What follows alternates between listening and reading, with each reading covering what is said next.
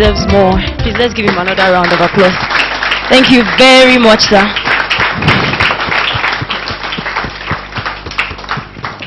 Before the question and answer, I would like to once again say thank you to Prof.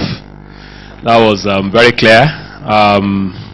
If you didn't understand the issues before stepping in here this morning, I'm sure by the time you go out now, you'll become an expert.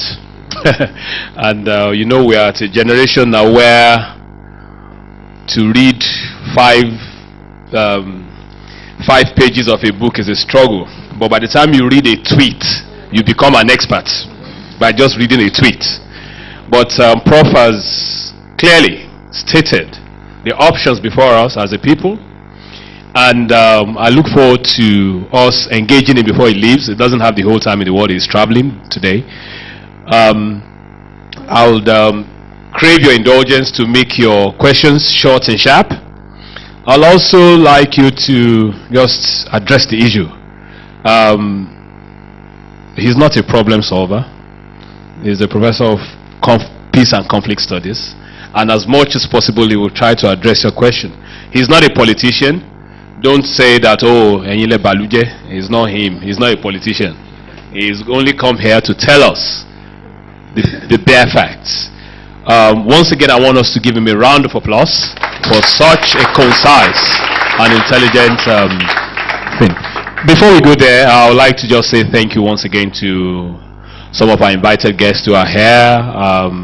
Sorry if I don't mention your name, but the ones I know, like Professor Tayo Additional, he hates me for saying this all the time. He's here from University of Ibadan, the brain box of this thing. He was the one that told us how to go about this Yoruba historical conversation.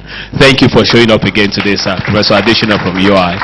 I have my Egmont here from the UK, Mr. Babatunde. Thank you for showing up. We also have here from the Federal College of Education in Oyo, Dr. Tirimisiu Oladimeji. Thank you very much, sir. We have then all the students from the Institute of Peace and Strategic Studies. Thank you very much for showing up. We've always looked forward to a space problem, which we have today. I can assure you that this is the last one we'll be holding here. From the next edition, we have a bigger space on the other side. Once again, thank you very much. We appreciate you. We're now going to the question and answer session. I will just want to make a quick quick submission. Sorry, I don't want to waste your time, but you are my brother. We grew up together and at the University of Ibadan. I'm very happy that Loyalians are here, the best in every way. And seeing majority of the people that I've been seeing quite a long time, you know. Brother Additional, it's not as grim as we tend to look at it, because it is said that gbogbo wa a lè sùn ká kọrí síbì kan náà. That is the DNA of Yoruba, whether you like it or not. And I don't want our people, our younger generation, to go away with this grim thinking, because, like I always say, whenever I come for an occasion like this, I knew when this building was built. I was always walking from Inolinde to see how the structure was going up and until it finished. So I'm in a position to talk like as a Yoruba person, in the sense that I knew what happened and I knew what has always been happening. So please, I beg you, the younger ones should have to do more research about what has been happening in the past and what will be in the future. What we should avoid is these social media things that tend to want to come up with all kinds of history, rewriting our history for us. Recently, I have to disregard what some people are trying to portray Wole Soyinka to be about a particular narrative that Professor Wole Soyinka gave on Nigeria and the situation that is on. I have to tell them that this is not Wole Soyinka's language, and this cannot be Wole Soyinka's language. So, my brothers and sisters, go and read more of your literary icons so that you can know when something is coming out and you'll be able to refute it. Go and read like Dr. Albert. Professor Albert, I used to call him doctor in those days. I used to call him doctor because we are very close. That's the interesting thing. So, what took me out of the University of Ibadan was the June 12th struggle. Yorubas will not come together if they are not challenged. We have our different areas where we can say, okay, we don't have the same religion, but we attend the same parties. We don't belong to the same political parties, but we attend the same churches. Abi, we are the only tribe that strives on that, and we shouldn't allow that one to be killed. We shouldn't allow that camaraderie that is between that is called the Yoruba-ness that we have to be killed. We are together. The kind of unity that people are looking for does not exist and cannot exist because oh, liba mi fẹ́yàwó mi now. Èmi ni mo ní ìyàwó mi. Tó bá jẹ́rú unity yẹn lẹ́ ń fẹ́ kò lè ṣẹlẹ̀. That is why they are saying that. You see, I'm happy that you talk along that line, but then that notwithstanding, we should begin to encourage our youth. The best in every way. Yoruba are the best in every way. If Oduduwa can energize us, we should continue to energize ourselves. Those people who did the release some few days ago that they are going together, they are not, they are tagged, they are going with them. We have already refuted that because I'm the publicity secretary of Afenifere Renewal Group.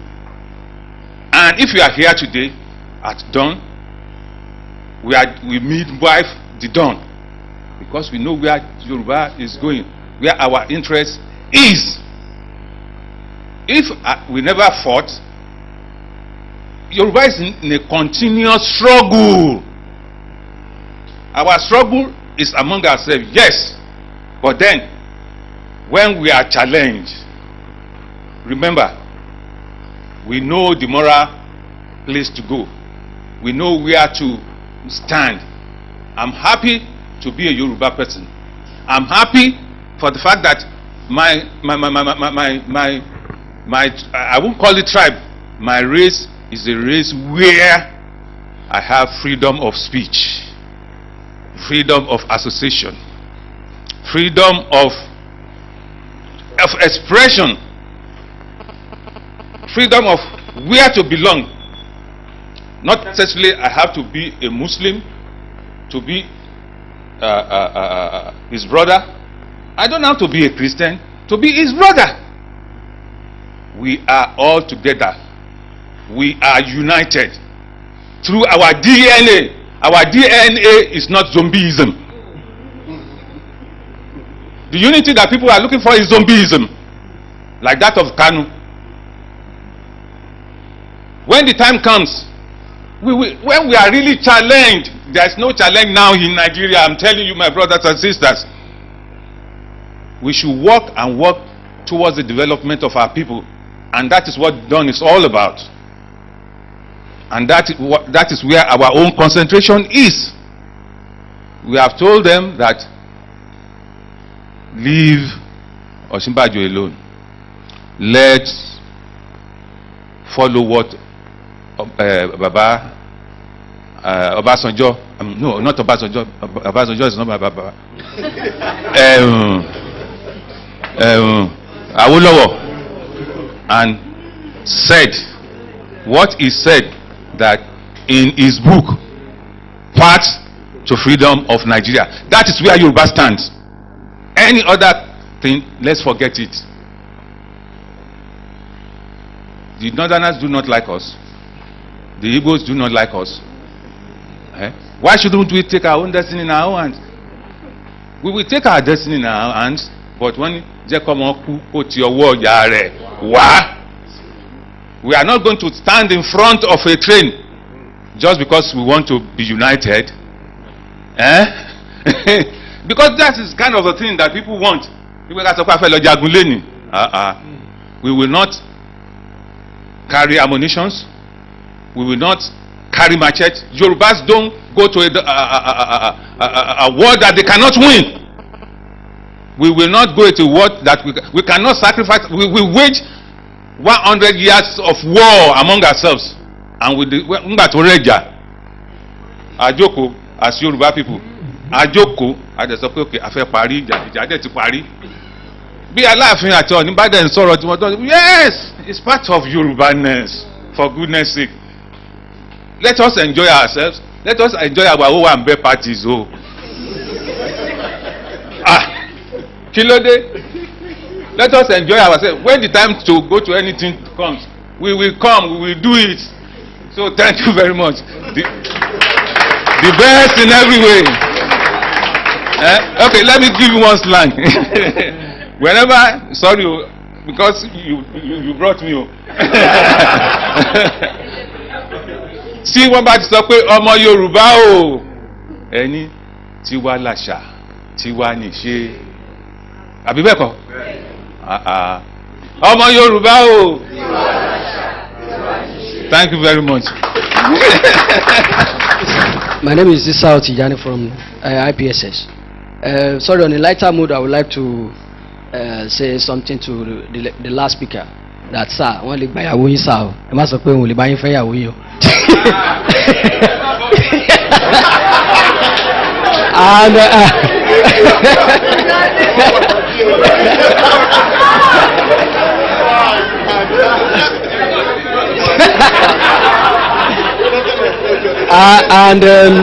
And secondly, sir, I think one of the fundamental foundational problem we have with the presentation of Professor Herbert is that even in Aferi, we still have two versions. We have the first one and that of yours. So we don't even know the genuine one. And to Professor Herbert, you in your last in your submission, you made mention that the social, economic, psychology, and even the social aspect of what is called Yoruba has been destroyed. In your own thinking, what do you think that is the only thing that is sustaining the Yoruba? Because if you assume it will amount to a blanket statement that hey, everything has been destroyed, there must be something that is still Yoruba in us.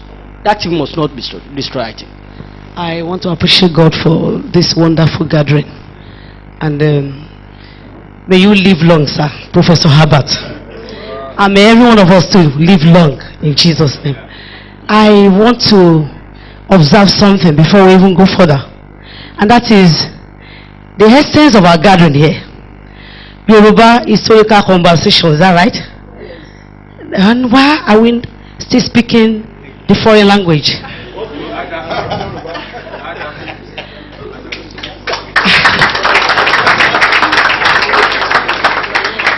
No, because I still want to believe that historically, is the fact that we don't even appreciate what we have.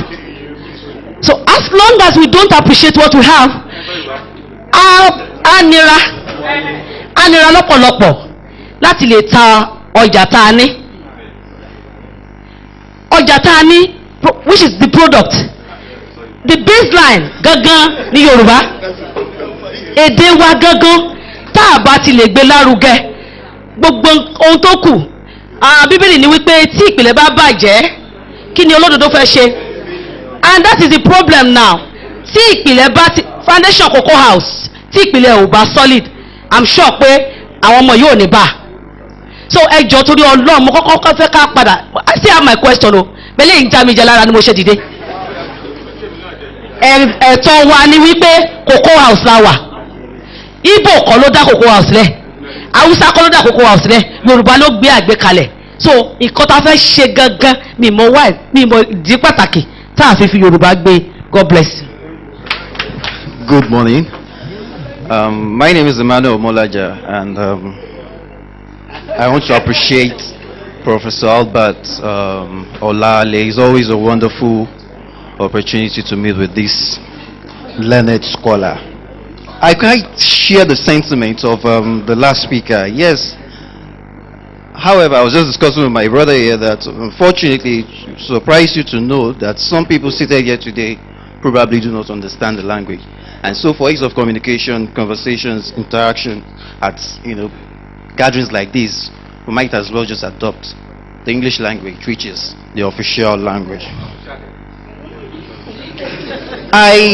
Professor, sir, I don't know if you remember this. You and I have had the opportunity to share platforms in the past. I am a journalist.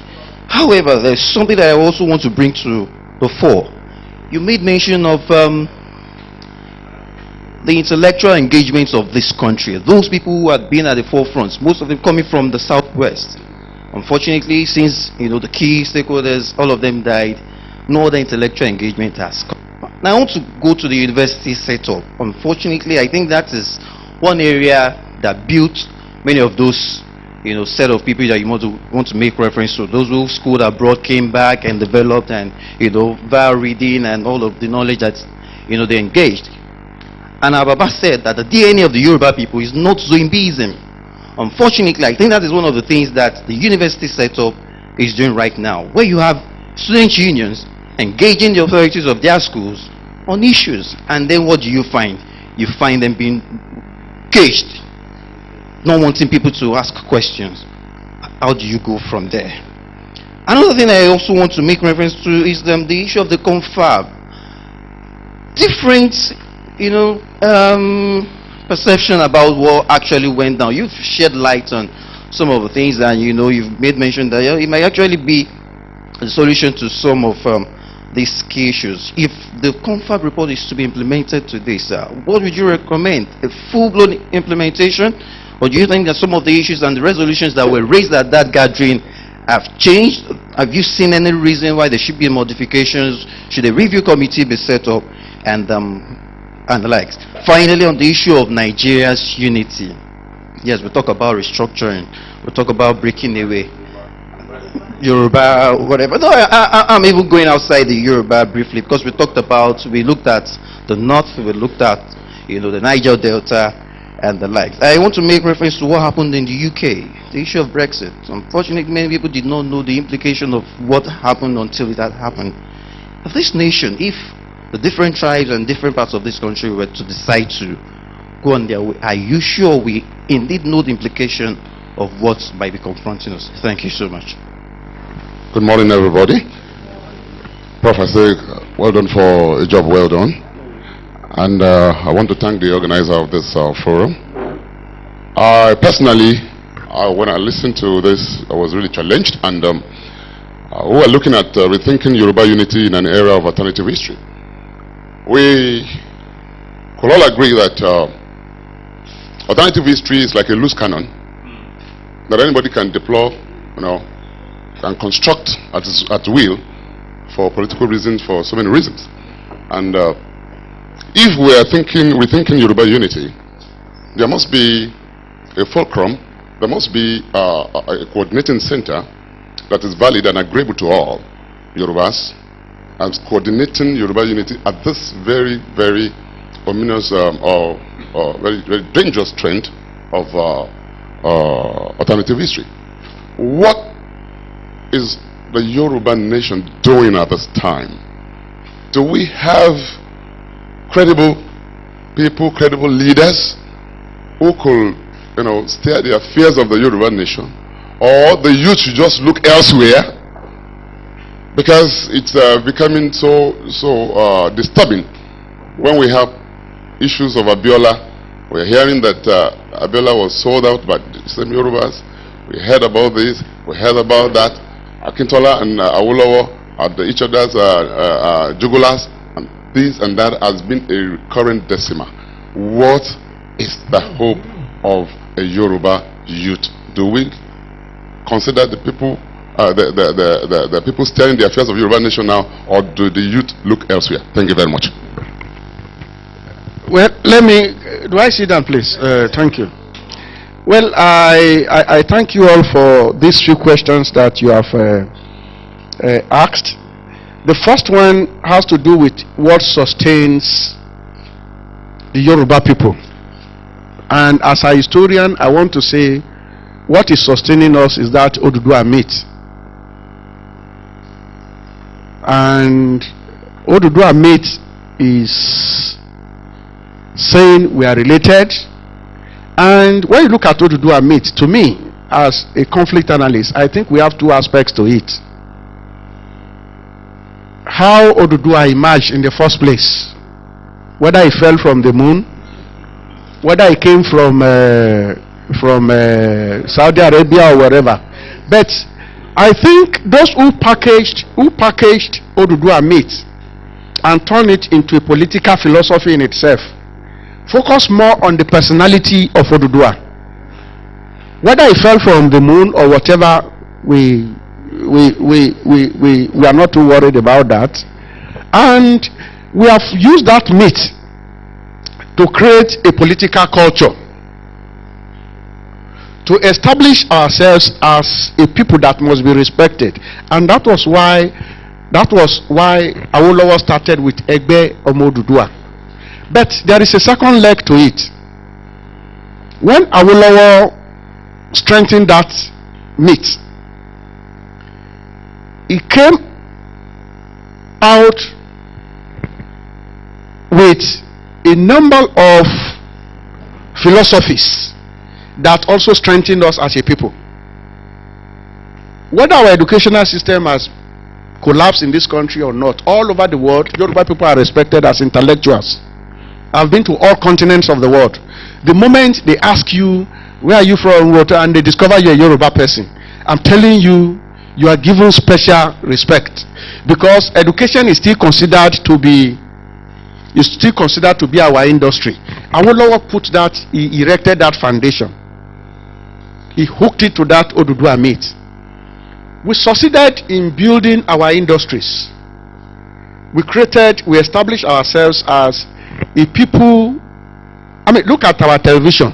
Even before France had its own, we established ourselves as, but I'm telling you, all those achievements were technically destroyed by Nigerian federalism.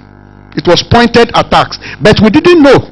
I didn't know until Baba Adenika Adebayo actually wrote that piece on how all our industries have been destroyed, our educational system has been destroyed, and I sat down and I looked at our policies. So when our policies are being made, these are not, these are not godly policies. Some of these policies are deliberately made to deconstruct us.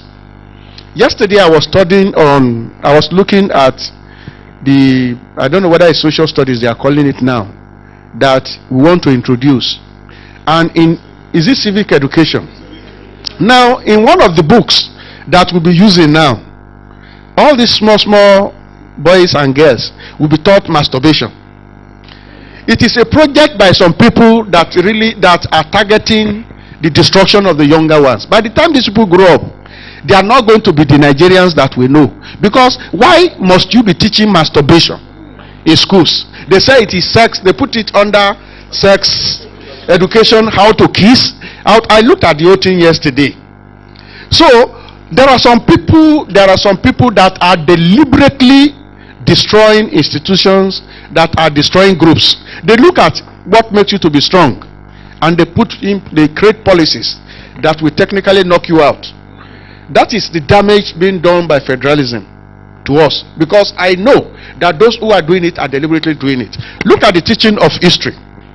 When the history of Nigeria was not favoring some people, they said we should stop teaching history. Because for God's sake, in the United Kingdom, University of London, I realized for the first time that history is the most important discipline. Historians are not respected here in Nigeria, but whereas in some other parts of the world, in fact, when we had Russia, the Russian during the Cold War, historians were the most important people, because you do the mainstream history, then you create 419 history. They were using history to fight the West. But why is it that you go to departments of history today, you don't even find enough number of students? The professors are not respected because they read history. In fact, somebody told me that he went to an interview where the panelists asked him, why did you read history? They said, of all disciplines.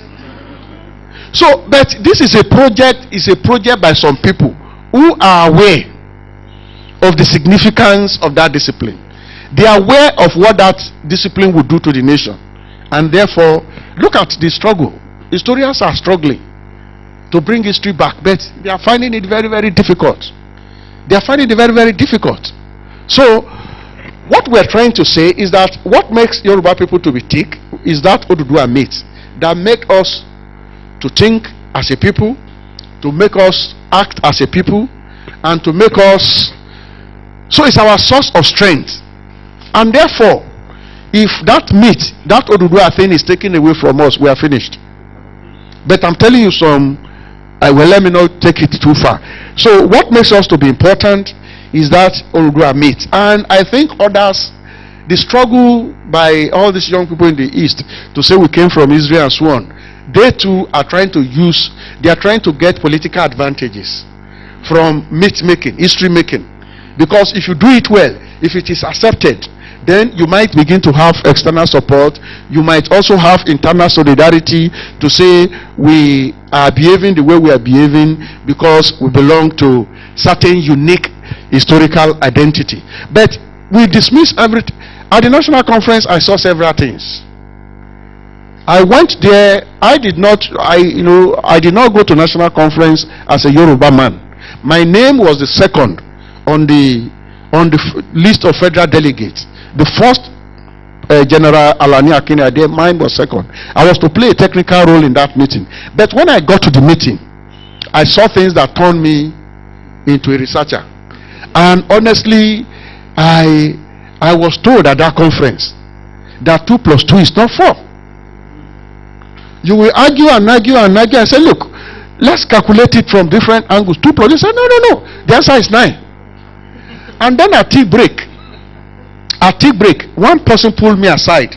He said 2 + 2 is scientifically 4. He said, but politically it could be 13. He said, we politicians were looking ahead. You are looking at the science. So we are not talking science here. Then, honestly, I interacted with several people and I discovered too that look, 2 + 2 is not necessarily 4. When you are dealing with people who are building their castles on sand.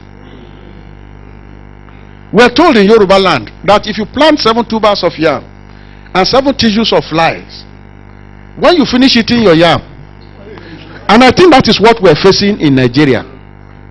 That is what we are facing. So, to me, if any group is saying we are not fairly treated, the first question we should ask ourselves is, are they being fairly treated? Let's be sincere with ourselves. Because even if you want to deceive them, start first by acknowledging the truth. You first take the truth. And then you now begin to say, okay, so different groups are going through different problems in this country. But we keep having, our leaders keep saying, no, there is nothing wrong. There is nothing wrong. There is nothing wrong. And now we are getting to the stage where even the liars are no longer having any, they no longer have any forum where they can tell their lies. We have reached that stage now. So the second question, why are we speaking English? And I want to say to Madam, because that's a very, very important question, I want to say to her in Yoruba language that Sebire says, "Why can a man lose a keto ajusumimi?"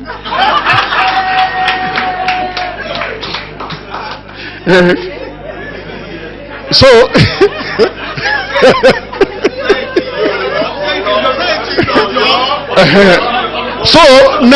so, madam, I'm trying to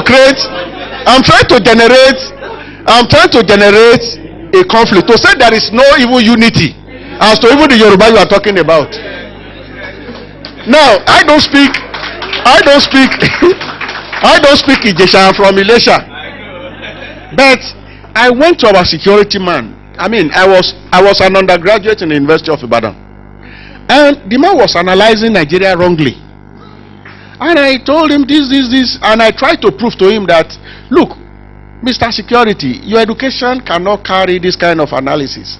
And then the man said to me, "Hey, Sebire, because I followed up that statement." And what the man was trying to say, it is not your fault. You are not the one that said a goat should not have a pot, and as a result of which he's eating his yam now raw.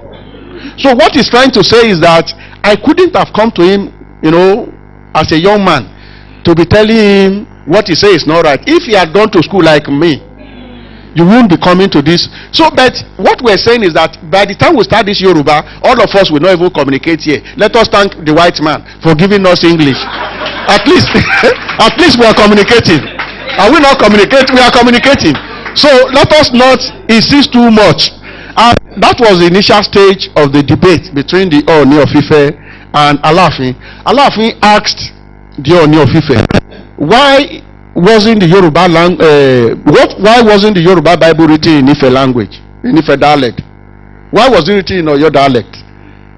And I think Yoruba leaders have succeeded in suppressing that debate, because the Oyo are using it. Say we are the most important. That is why everybody, the Bible could have been written in Ijesha language, and all of us will be speaking Ijesha. So we are not speaking Yoruba here because English is probably the only language that this thing. Now, some people, we're talking about why are we not organized? Why are we not following the elders? What is happening to our young ones? In the Yoruba belief system, elders are very, very important. And sometimes I get confused when I'm abroad and I do certain things. If you are with some white people, they think you are fetish. I did it the last time I was in Washington. I met an elderly Yoruba man, and I prostrated to greet him. Well, I did it unconsciously, because I have that traditional part of me that will look at your face. Once I notice you are an elderly person, there are certain things I will do. So I was with some white people and they were shocked. And they said, "This is very fetish." I said, "No, it is my culture." You see, we have culture. But that culture is talking about a responsible elder. And there is what is also called Agbaya, a worthless elder. The question, you see, our respect for elders have collapsed in Yoruba land because many of our elders are not behaving to our traditional district. You are discussing something serious with them, they are collecting money from your enemy. So, I think it's a major problem we're having in Yoruba land now. And that is why when some people talk, people don't respect them. They don't respect them because people don't think they have the kind of morality that and then we also have some Omadeshe, some irresponsible young ones. Some irresponsible young ones. I said, when I went to the national conference, I went there more as a researcher, because when I saw the direction, I realized that I'll be wasting too much of my time, because we are dealing with people who are looking at things totally in a totally different way. So I became a researcher interviewing people. I interacted with the young ones. One of the criticisms of the conference was that the young ones, the youth, were not properly represented. That's the out there, I see it in the newspapers. But every afternoon, you see the few young people there fighting in the afternoon. And then a researcher will mix with them, interact with them. They will say, hey, they gave us 37 million yesterday. He took so amount of money. He didn't. But the question you want to find out who gave them money. These people were sharing money on daily basis. So, even the so-called youth that you have there, they were not actually speaking for the so-called youth. So, yes, our student union, somebody called attention, one of you called attention to the student union, whatever. The student unions today, they go to collect money, they give awards. So the seriousness, the respect that people give them in the past, they are no longer there. They are no longer there because in the past, when you see a student union leader, he's passionate when he's talking. You know, you see them, the kind of life they live. But now, everybody wants to be rich. And I think that has eroded the respect that we should be having. So the students are not only caged by their institutions, they themselves are caged by their high level of immorality. It's a big problem. Now, for the confab, do you recommend full-blown implementation? No. What is done in other climes is that at the end of that conference, you set up a committee that will review it, and they will produce a white paper. They are just mere suggestions. What is expected is to study it, and then you come up with your white paper. As I said to my students, we have a government that is daft. That is why the government is having problems over national conference. A better informed federal government will say, okay, we are setting up a committee, and the committee will throw out all the issues, and then you produce your report, and it will be said that you looked into it and the recommendations are not good, and that will stop all the noise making. But when you come out openly to say you have thrown it to the archives, then you are empowering those in support of that. So you can eat your cake and have it. It depends on how well informed you are. You look at the conference, you look at the report, there are some recommendations of the conference that are in tandem with the policies of this government. I was in the committee on immigration and related matters. Wonderful ideas on how to deal with this cattle thing. Wonderful ideas. Wonderful ideas on how to shut our borders, including establishing special guards for our borders. So, if you look at the report, you just take all those things that have to do with your administration, you throw the rest away, and Nigeria will clap for you for looking into it and producing a white paper. But I'm telling you, so long as you refuse to produce that white paper, others will produce it after you. And this is what will happen at the end of the day.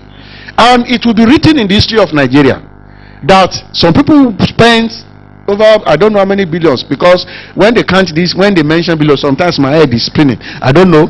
We have spent so amount of money, and probably those who went to the conference were not the ones that spent everything is being reported. But if you fail to produce a report on that conference, it will be written in future against you that you were fighting corruption, but you wasted the billions that was spent on that national conference. And if you want to have another national conference today, I'm telling you, you might not be able to assemble the kind of people you assembled at that conference, because the people I've never met in my life, very, very, very important people, all of them were brought to that conference. Baba Kinjide was telling us how independence was won. There were people from the north that were telling us, these are not people you can reproduce. So for you to throw everything away is to be creating another credibility problems for yourself. So the government has not acted smartly on it. We said there must be a body coordinating Yoruba history, and I think this is why my colleague Professor Additional, mooted these ideas of having this conversation. But the question is, are we serious about this conversation? Who are the people seated here? Who should be the people who should be seated here? So, you can actually start something very, very beautiful. All of us will leave our offices to come here thinking this is a serious business. But the question is, if those who should be listening, who should be joining the conversation are not interested, what do you do? What do you do? I was once working for an embassy on how to deal with conflict situations in Nigeria. And then we worked with a committee of the Senate on how to deal with a very, very serious problem in this country. You bring them to meetings, they will not come. And then I invited the chairman of the committee. This is the work you are supposed to be doing.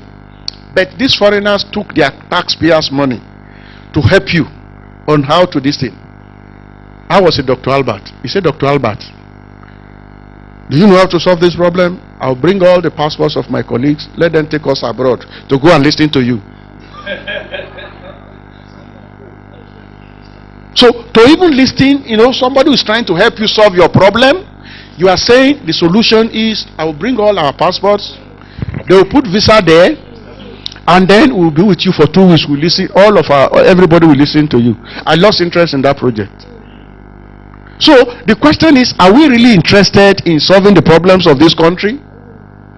Are we interested? So, if you are not interested in doing the work for which you are paid, in fact, up to today, I couldn't tell those white people, because there was no way I would leave the office with my credibility, telling them that the solution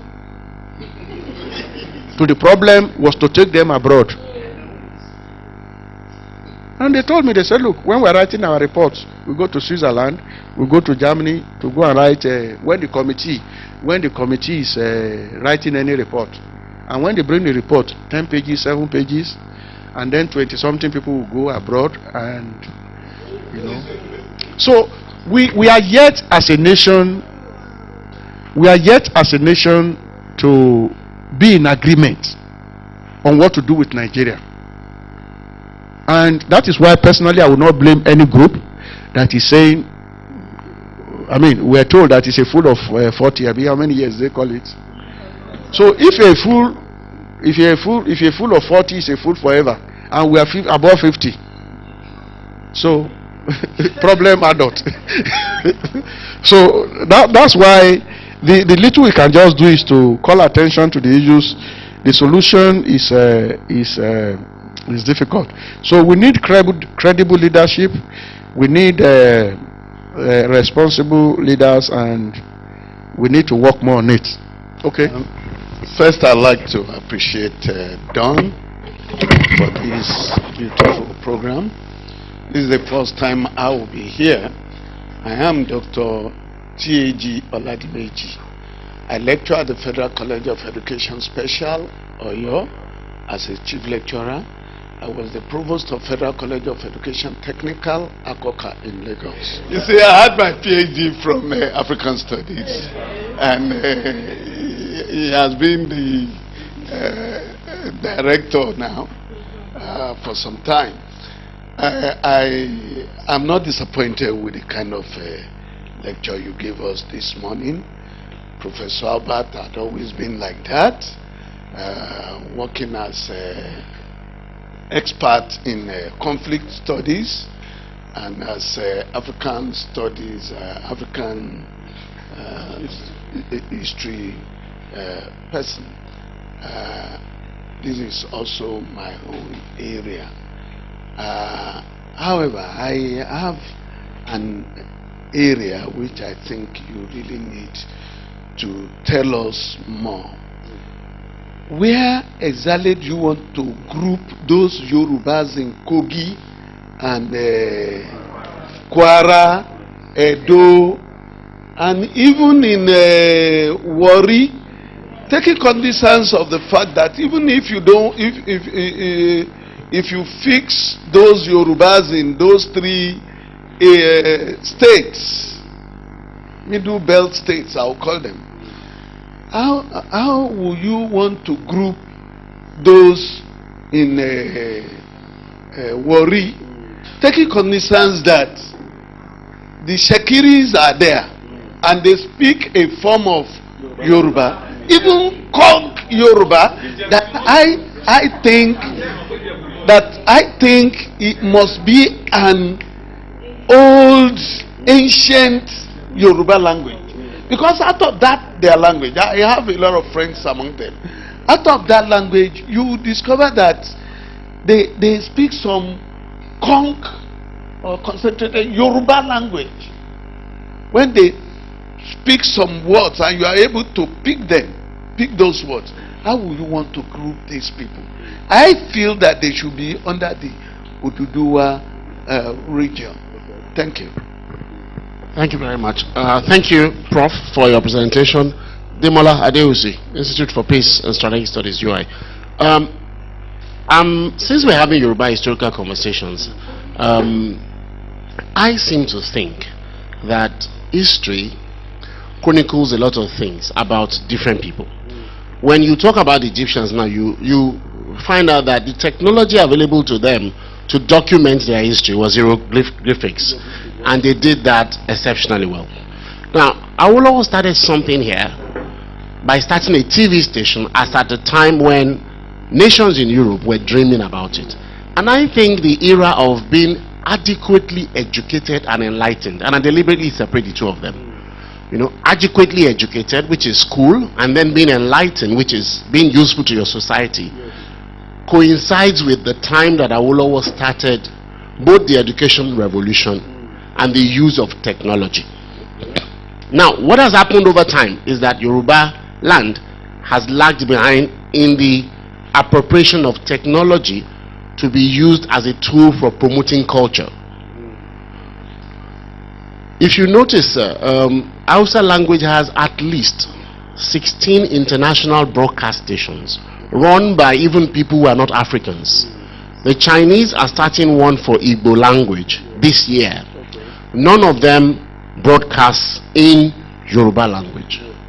Now, I say this because when my mom, Mr. Famori, was saying we should run away from the mobile phone, I think because the mobile phone and the internet is the very convenient tool of alternative history, I think we should start to use it as a viable tool for the storytelling of our appropriate narrative.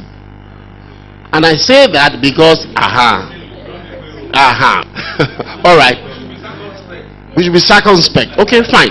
And I'm saying, and my question to you is, because if we're not careful, sir, if we don't take our Yoruba history and our culture and align with and interface with technology, it is going to come to a time where we will learn Yoruba language from the Oyibo man. And it's already happening.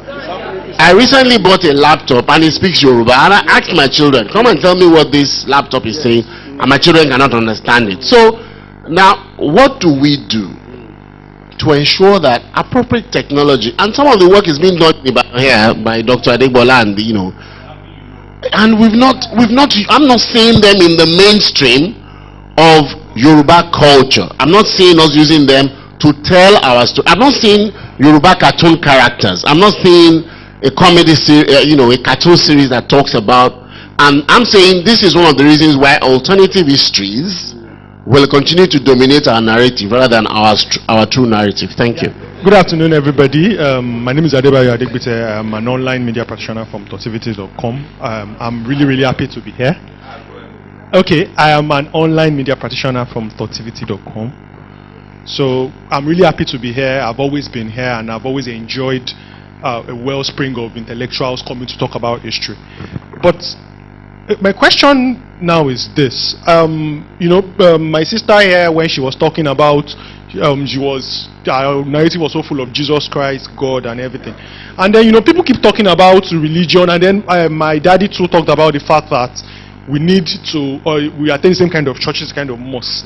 But then, when we look at Christianity, when we look at Islam, those two religions in particular are part of those that contribute to this alternative history we're talking about. Because it was when Christianity came that a lot of things which were not even fetish to start with, suddenly were discarded as fetish. And now we discover that these are the kind of things, and not just religion, some kind of other things too that are coming in, that constitute this kind of alternative history. But now, these kind of things that were alternative history, maybe at some point, are now the mainstays of what we are now as Yoruba people, as our father said about our churches, our mosques and all that. So how do we do that, knowing that these are the kind of obstacles that really pose a threat to our identity as Yorubas, yet they are so incredibly worrying to us that we cannot even do anything about them? So that's my question. Thank you very much. Thank you. Let me begin by thanking Professor Olawale Albert for the lecture, although I came in late. My name is Akin Alao. I teach history at Obafemi Awolowo University. Great. I like to appreciate the contributions of the Dawn Commission to the expansion of the frontiers of knowledge in Yoruba studies.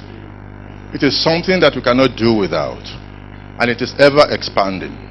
And we are just making our own modest contributions to all that we have on ground today. The good news is that Yoruba is expanding, and there's no stopping it. We have one advantage, and that's the advantage that the Yoruba culture is the only culture with a religion in Africa. And if you have a culture with a religion, it means people who are not of that descent will also buy into that religion and develop that religion. Look at Christianity as a religion. How many people started it? Today it's worldwide. Look at Islam. It's worldwide today.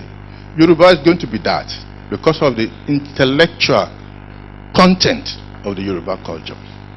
All that we are doing today, all that we are discussing today, is as a result of the intellectual foundation of the Yoruba culture. The intellectual foundation, intellectual premise of the Yoruba culture, nobody can doubt. And that is why it is in our gene. It is not in our association. And that is why any Yoruba man will stand out anywhere in the world, not minding the challenges and the and other competitions coming from. I was reading a piece only last night by Dr. Olubunmi Okoye, who went to South Africa and was saying glowing things about the Yoruba, including those who attended to him, even the pilot of the helicopter. They are all people of Yoruba descent. We continue to see all of this because the Yoruba culture is premised on a solid intellectual foundation. And that is what we must rejoice in. That is what we must build on. That is what we must research further on, to know the source of this intellectual culture.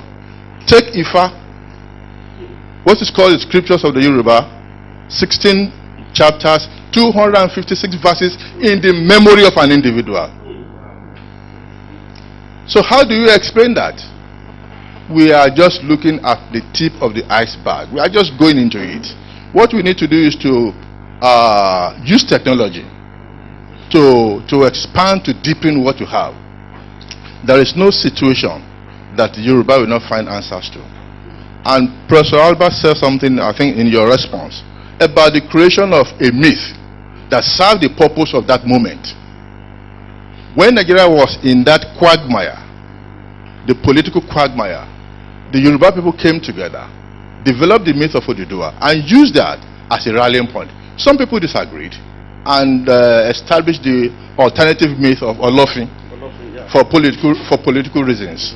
But today we know that we can bring the two together and develop another paradigm of development. And that is why the Dawn Commission is here, to harmonize, to bring together, to synthesize the ideas that we may want to bring forward at our different levels. What we need is to encourage our political leaders to provide the platform for intellectual engagement and how you can translate this into policy. Thank you. Sorry, please. We can't exhaust everything here today because I really appreciate this gathering. It's just for us to build on it. The thing that Professor Adewusi was referring to, I mean, it's okay because from Yoruba land, from Yoruba soil, a Yoruba guru, Dr. Adebola, is contributing to knowledge, science, and everything. It's Yoruba that I'm proud of. If you see anything about Yoruba in Microsoft, it's from Dr. Son. You can do your ATM with Yoruba. It's from Dr. Adebola. So, and with our Ifa, and no, seriously speaking, and religion, Yoruba religion is the 6th largest religion on earth. Go and check it out. In Brazil or all over the world, and our knowledge is, it's unique to the degree that when we are founding most towns, we divinate before we found any town. Before we find any market, we divinate, and it is not fetish because the Jews have it also. Before they do anything, I think it's called Urim. What is it? Urim. And they are telling us that our own Ifa is a fetish. Knowledge, for you to establish cocoa house, we have to define Ifa whether this land is okay for it. And that's why we are prosperous. Majority of Yoruba land is prosperous, because a town that will not be prosperous cannot be established by a Yoruba person. Thank you very much. Once again, let me thank all of us for these beautiful questions and comments. But let me start with what my brother here said. Is just a reinforcement of what we have been saying, and it underscores once again the significance of the revolution that is going on from within. But my quarrel with it is that Yoruba leadership, there is no Yoruba leadership that is picking up this internal revolution and making a bigger thing out of it. When Professor Alao was making his point, honestly, it's like I should invite him to come and start another. You see, historians are very deep, but it's quite unfortunate that we don't even listen to them. We don't listen to them. Several times I was invited to Abuja to talk to several people, including the president, but most of the time when you finish meeting them, they tell you what you are saying is too intellectual, that governance is different from what we are saying. But honestly, if you don't know where you are coming from, it's difficult for you to tell me you are taking me anywhere. So if we run away, if we are running away from history, if we are running away from listening to historians, then I really don't think we are actually going anywhere.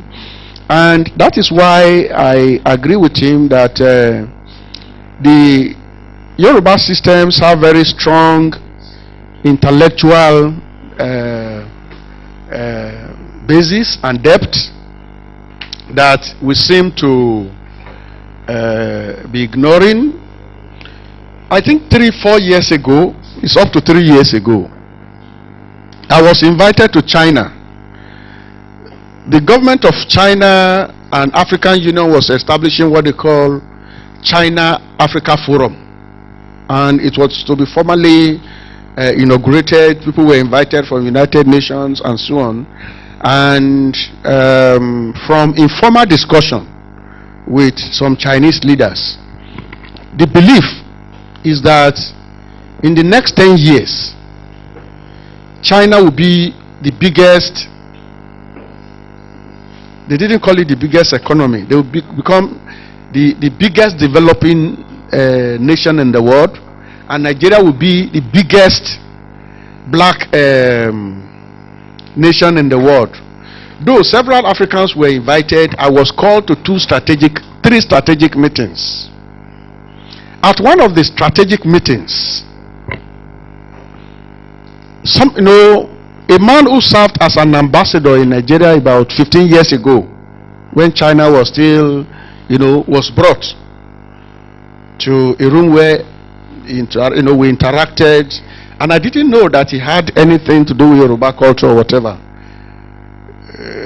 How do Yoruba people do this, and I told him. The man was assessing me, because the Chinese, they don't joke with anything. Everything is business. So when I finished in the evening, he said we should meet. He took me to a laboratory where I had conversation with a computer in Yoruba language. It's not a matter of programming it in advance. You say whatever you want to say, and then you have a smooth conversation. But when we were finishing, to say that we have the problem of in-betweenity. In-betweenity in the sense that you are neither here nor there. You are in between two different words that you cannot explain. I don't know whether I'm a Yoruba man or whether I'm an English person. So we started this conversation with the computer, and we wanted to conclude it, and he started praying. I'm a Christian. You cannot say this type of prayer. He started praying in the traditional Yoruba, and I was expected to be saying, I stopped. So the conversation stopped. But to the Chinese observers, those people, I think they drew their conclusions about me. Yes, this man will speak Yoruba language, but it's not somebody we can trust. We cannot rest a project on Yoruba, this thing on name. They didn't tell me, but I realized that they just wanted to drive me to the point where they will know how well we can rely on this person. Another meeting they took me to had to do with their encounter with President Goodluck Jonathan and David Mark. David Mark and the president came to China. Now, they were made by Nigerians in China to appeal to the government of China that Nigerians that were on their road that were waiting execution should be spared. Because in China, they tell the rules. They don't joke with their laws. Now, they appeal to the government to say, please don't kill these people. They are Nigerians. They say, okay, good. They position somebody at the airport. As President Jonathan's aircraft was taking off, they executed two. Now, they told me what is the lesson. And as he was landing in Abuja, they announced it to him that we have just killed two. The lesson to him, which they wanted me to internalize, is that to run a nation, you need to have laws, and you must be committed to the implementation of your laws. Otherwise, you don't have the law. But that the problem of Nigeria is that we are not ready to implement our laws, and yet we are looking for development. So they told me, when you get back to Nigeria, that is the message. Tell your government you must stand by your law. And that is why in China, whether you're a prime minister, there is no person that is above the law in China. And that is why that country is moving. In that country, if you are paid 20 yuan for an assignment, you will do 20 yuan job. And that is why when you are in their hotel, you are taking your breakfast. If there is a small milk on your distance, you find somebody cleaning it up immediately. The person will look at you as if he's trying to take picture. Because that is the duty. That is the duty. And you say you want to give tips. The person will report you to his boss to say you are giving, because the rules are very clear. If you are arrested, you are arrested. You are gone, you are gone. They don't care. They have large population, so they can lose. They can lose whatever. So what we are really saying, and I think what brought us here, is that there is a need for Yoruba people to sit down together to define themselves. Who are we? Who are we? What do we want? And I said the same thing to Baba Obasanjo when they were talking about this conference or whatever. I said we need a 3-level type of national conference. The first one is let people go to their respective states and tell their governors what they want from Nigeria. You have a meeting at the state level, then you have a regional meeting where all Yoruba states will come together to say this is what Ogun State is expecting from Nigeria. This is what Oyo State is expecting. Then you compare notes. You match everything before you go to Abuja. But this idea of people going to Abuja to go and say this is what we, the people of Ilesha, are looking for. Abuja is not for Ilesha. That is the kind of thing people were saying, you know, this is what we want in this village, in so village. You know, that is not for Abuja. You ought to have settled that at local government level. Settle it with your governor at your state. And that is why you have 100 national conferences in this country. They will not work. Because what people say at that place there, you find Igbo people saying, no, the first thing they said at the national conference, motion of national importance, General Wachuku is not our leader. And then the man from the north who is presiding said, okay, these people have said they don't have a leader. Because that is what happened at the conference. And then later, you say, the people from Enugu, they are this person, Onitsha, is not Igbo. They will write it down for you. We expect you to have settled all those petty differences. Because some people are happy when you come to say we are not together. It's a national dialogue. So if at the end of the day, you say you are not together, they will record it there, but it will be recorded, we spent 4 months together. And then when you get back home, what did you bring back? You say, we don't have anything. So we don't have a strategy for making Nigeria to work. If I want to opt out of Nigeria, if I say I'm tired of Nigeria, honestly, it's not for the reasons that all of you are saying here. It is because Nigeria doesn't have strategies for my children. Not forget me, it's a lost generation. Nigeria doesn't have any strategy for my children. It's like you are just living every day as if that is your last. I've never imagined a situation where they are saying some people are coming to kill all of us here, and then they give me money for the weapons and I spend it. So I'm not even interested in the security of. So even where you are living, it's as bad as that. So let us stop joking about this thing. It's not as you know. Even as we are discussing it now, you meet some people. Uncle, you are not talking. I thank him for always speaking his mind. But you talk to some people, you are not. You say, money senatorial ambition. So if you have senatorial ambition, you should not talk. So it's as bad as that. So even if they are killing everybody around you, the senatorial ambition is saying you should not talk. Who are you going there to represent in the Senate? If you cannot talk and then lose that senatorial whatever.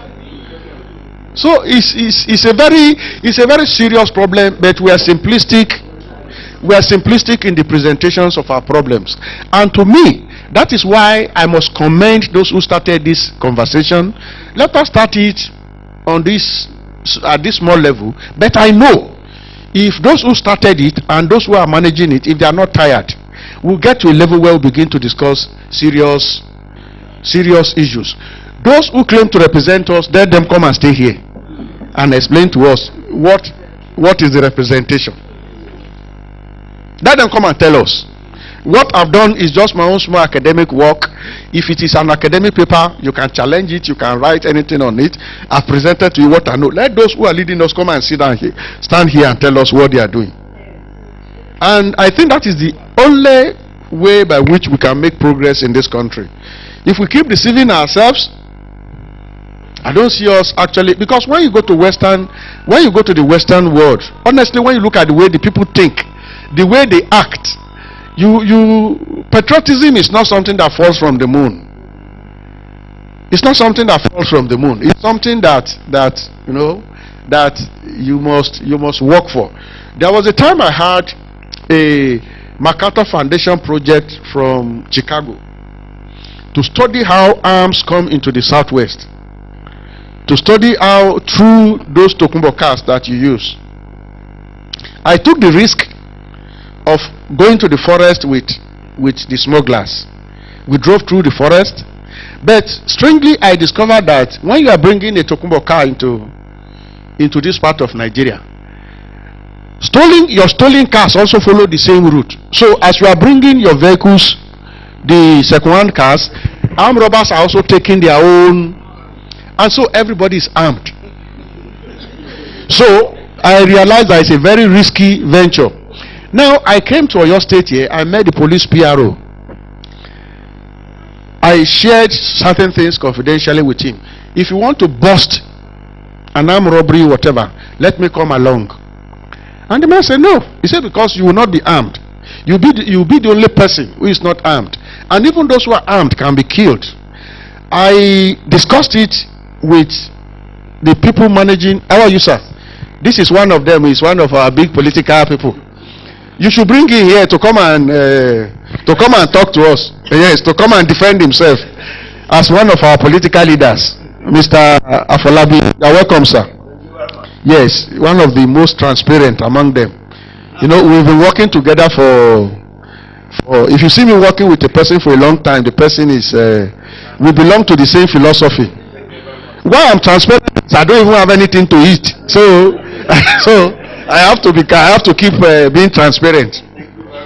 So I know. Then the police PRO came to me and said something. He said, I can see how desperate you are on this project. And I was actually trying to look at my colleagues in America doing the same thing. In America, you are protected.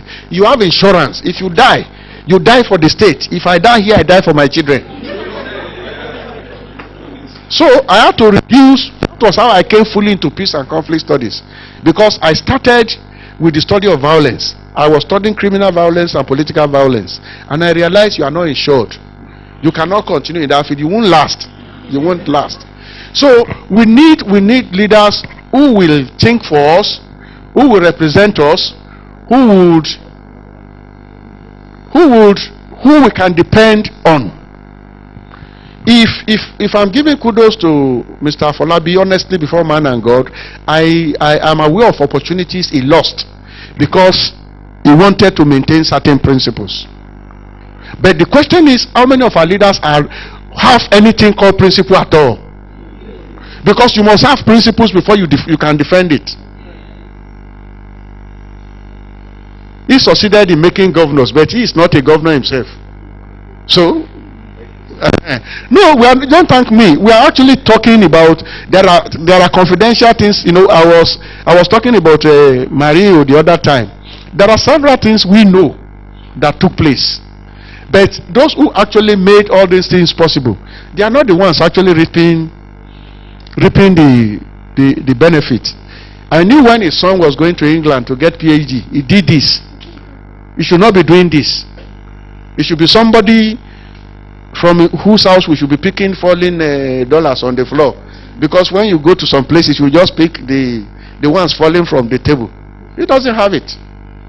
So we need to think for our people, work for our people, and I know that Oduduwa will bless us. Well, if you say amen, I don't know whether spiritually you agree with me.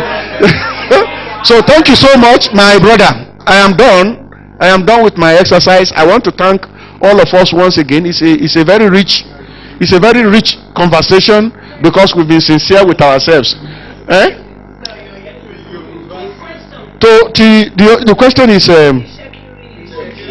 yes, you see, the Ishakiri thing is there, the Kogi thing is there, and I shared with you the problems of these people when they came to us at the national conference. We were not too sure where to place them. Yes, sir. I will give you the mic. I will give you the mic later. I will give you the mic. You see, when I started my PhD,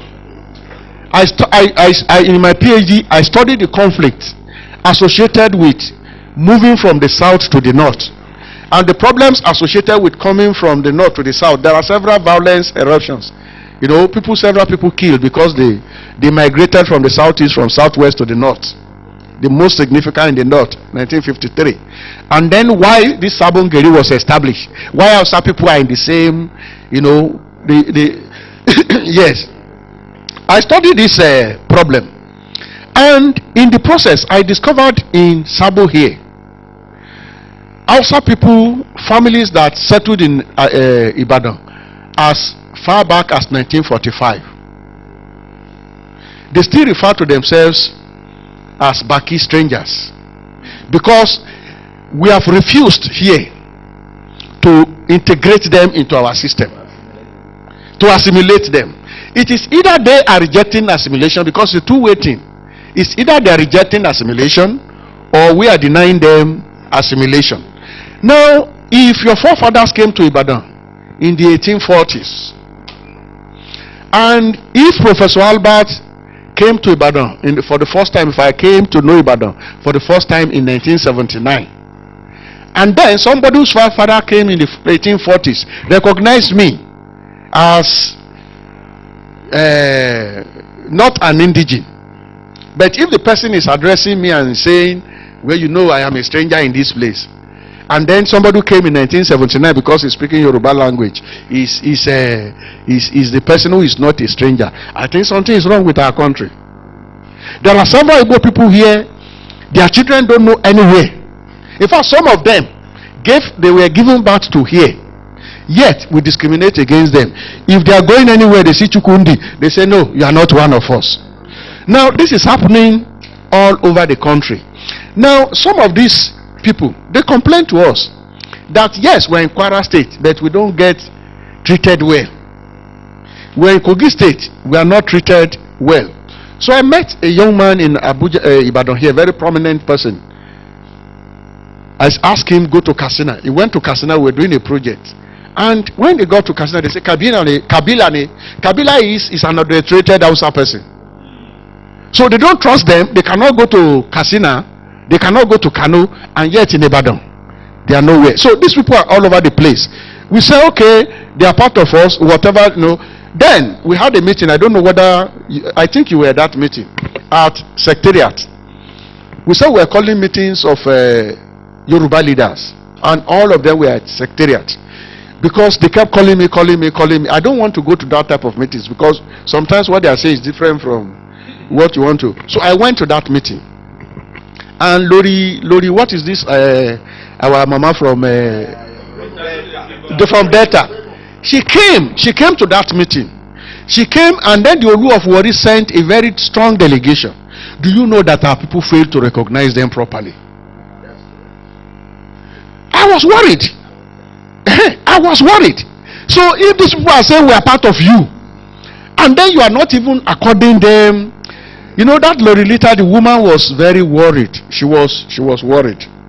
Came all the way from Warri to say, I have Yoruba ancestry, and I want to identify with my people. And I looked at their faces, and so we are not even ready. We just make noise. We have Yoruba people in Delta State. We have them. What is your relationship with them? Even the ones the people that are with you, how are you treating them? How are you treating them? Because we have several people that wants to become part of Yoruba, want to have Yoruba identity. We go to America 2-3 years. We say we begin to say now all this grammar we speak. This. You want to be integrated into British society. You want to be integrated into an American society, and then you come home to say those who gave birth to their children. I have some people around me that I defend where I stay. These children were given birth to in my presence. Their parents are Igbo, but these people, they must benefit from Oyo State. So anytime I go out, they say, why are you following this Omo Igbo all over the place? Say, no, they are not Omo Igbo, they are my children. Say, no, but they are not bearing Albert. The father is bearing Odiaka. That how would Odiaka become part of this local government? So the problem is that we are yet to really define ourselves. So long as we are chasing people away from us, these people will move away from us. They move away from us. So that is why I'm saying we are yet to deal with the issue of identity. Who are you when you say you are a Yoruba man? I grew up in the north. Then in 1979 somebody threw me here, and automatically I key into the system, and then I can decide now who is a Yoruba man, who is not a Yoruba man. So thank you so much. Let me listen to our elder here. Good morning, Prof. I say good morning to the whole house, Prof. I heard the bit you are talking about the Yoruba, the Kogi, and even Kwara. The Shakiri, the Afenifere Renewal Group did some job in that area. As a matter of fact, we were the one who made it possible that the Shakiris are invited to the programs, to that meeting.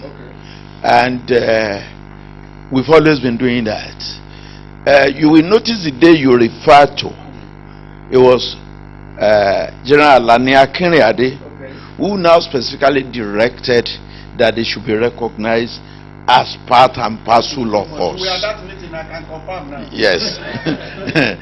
General Kenriade insisted.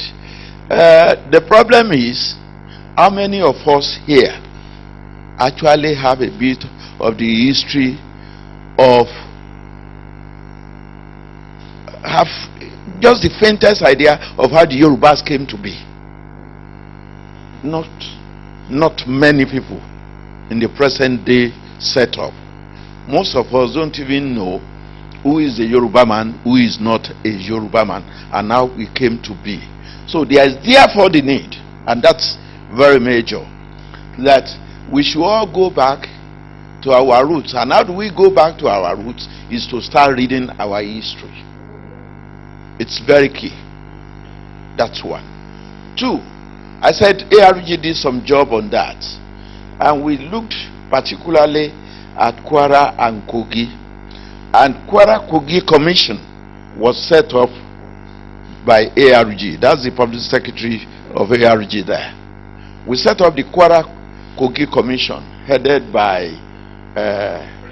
Prince Oyo Yewumi, the son of Ogubansho, because we detected at a time when the likes of Bola Ige, those who are of that age up, were actually championing the cause of people in Kogi. After the demise of that class, nobody was doing anything. And so we reached out to them. And the thing is, there was nobody to reach out to there again. It's only the younger ones who are there. And for example, in Kwara, the Yorubas have 12 local governments, if I'm right, out of 16 local government thereabout. The Yorubas have 12 local governments. They are dominated by the 4 local governments. That's the position of things. In Kogi, those of us from the Niger to this place form about 4 or 5 local governments in Kogi, and both of them were not relating to each other after the creation of Kogi and Kwara states. And ARG had to go out of his way to bring the 2 of them together under the Kwara Kogi Commission. The Kwara Kogi Commission now made it, each of them was now fighting for its own state. So it was the Kwara Kogi Commission that we set up that brought out the elders, the obas, and everybody to come and agree they are one. Otherwise, they didn't agree they are one. Okay? With respect to our Ishekiri brothers, the Ishekiri brothers actually we've not been relating much to them. Other than that, some of us detected that when they talk, unlike their immediate neighbors there, you can understand what they are saying. Their names, you can interpret them from the Yoruba perspective of language interpretation. Okay? That was what made some of us to actually find out exactly what is happening, and we detect they are our kith and kin. But we need to do a lot more than that. When the madam you were referring to, he has an hotel, Rita Lori. That's the woman who owns Rita Lori. When that class will have melted away and the younger ones take over, it's going to be worse. Except we all go back to our roots and our history. I don't know how many of you here can say to the roots, to the 3rd, 4th generation of where they originated from. I'll meet you on the street. Even if I talk Yoruba to me, you will reply in English. Abeko. That's the problem. So we need to understand that we need to know our roots. If we are able to know our roots, you will find out about your history, you'll be able to find out who are your kith and kin, and then the relationship can start. But we've dropped quite a number of these things. In school, sir, you studied history. I read history, at least up to secondary school level. How many of you at this age, sirs, ever went through history classes? You don't know anything about it. You've killed it. So there is a need for us to look at the school curricula again, bring everybody to look at our setup and our history. Thank you very much, sir.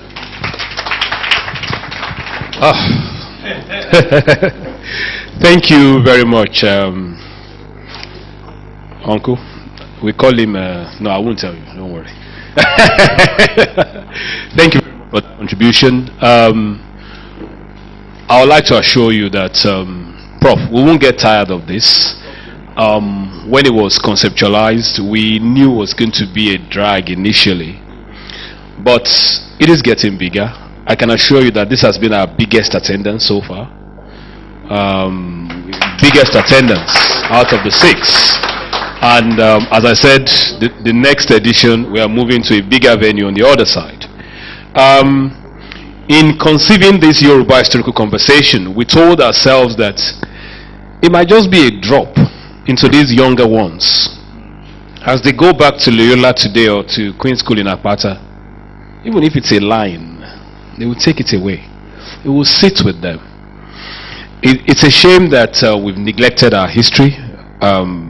My first degree was history and politics in Ife. We've neglected it. Nobody studies history again. But we know that the little things we are dropping, they will take it away. You rightly said that in UK, the study of history is paramount. I was talking to my daughter 2 days ago. Have you done your homework? He said yes. What homework are you doing? History homework. She's a science student, but she must take history in our school in UK. Even though she's a science student, they teach their history. It's a shame because the history didn't favor them here. They scrapped it. But in our own little corner, we decided not to just throw our hands up in the air and remain helpless. Let us do this. And we've been able to bring erudite scholars to come and lecture us, to come and teach us, to come and sensitize us. That's why I'm glad that the younger ones are here again today. Because I know that they will take something away. Even the not so young ones. The things you've assumed that you know that you didn't even know. But you go away. Some of the younger ones, the Igbo man will tell you, Yorubas are cowards. And some of our Yorubas have come to accept that. It's a shame that Yorubas are cowards. But if you know your history, if you go to the 24th floor there, you will see the agreement signed by all the Obas in the museum in the 24th floor.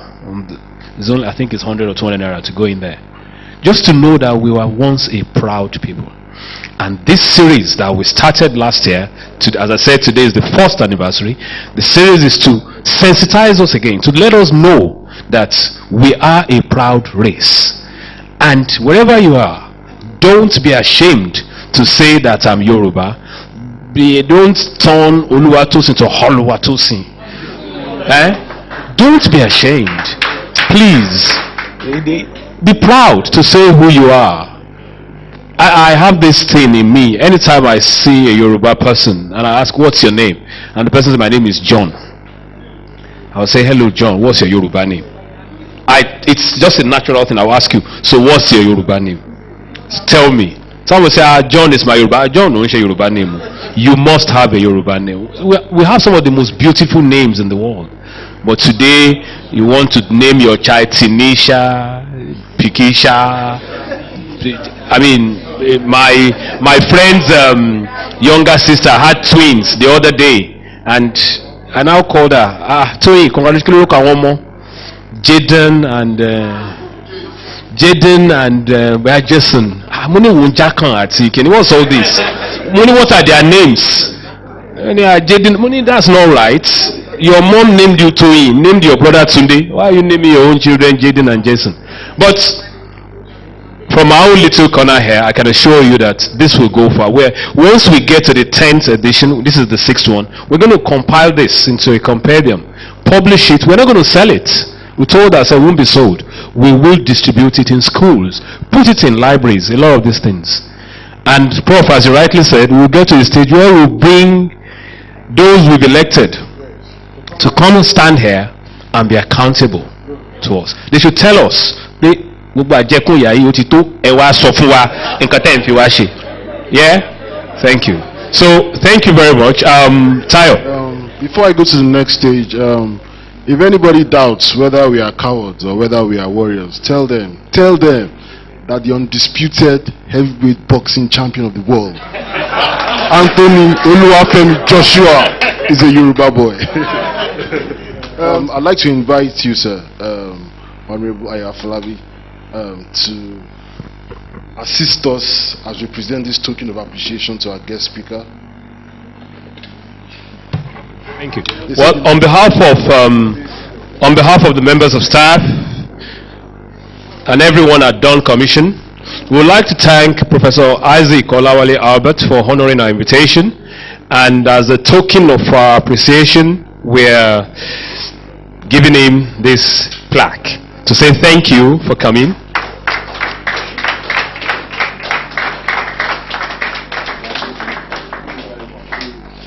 Thank you, sir.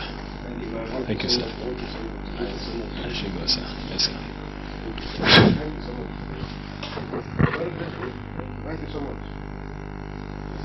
I'd like to invite the Duchess of Dawn, Ms. Damola Araoye, to do the vote of thanks. Good afternoon, everyone.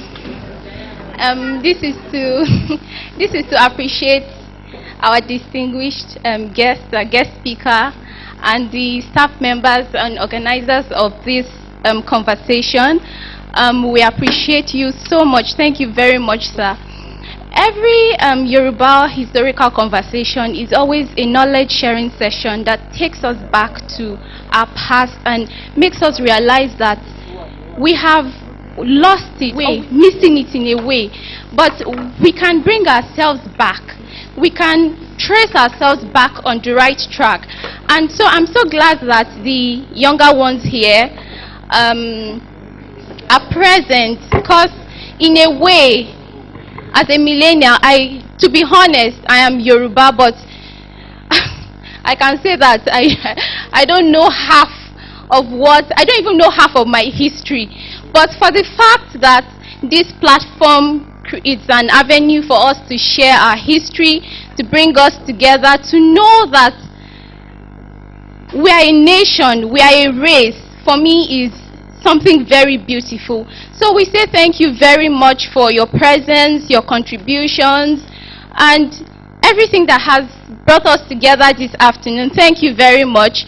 We hope to see you in the next conversation. And please, we would like to share some little snacks, please. So make sure that you at least have something before you leave. Thank you very much. We wish you journey mercies to your respective destinations. Thank you. Thank you very much, sir.